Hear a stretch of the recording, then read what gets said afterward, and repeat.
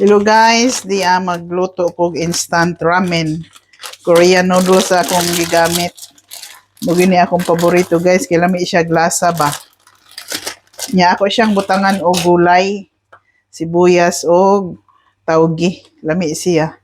Murag pansit style ba. Kay ako man siya tangtangon ako pagkahuman ang iyang sabaw.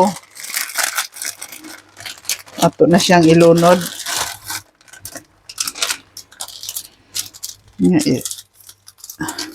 Isunod na to ang iyang sauce. Nya di ay dry nga seafoods. Atong isunod ang tawgi.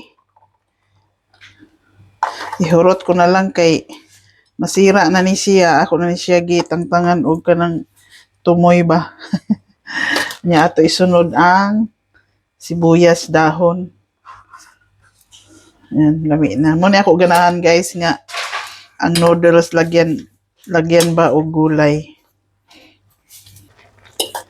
Di aning kulo na siya. Ako ni siya tagtahon ang sabaw kay akong murag pansi style ang akong kuan. Di ko ganahan aning iyang sabaw.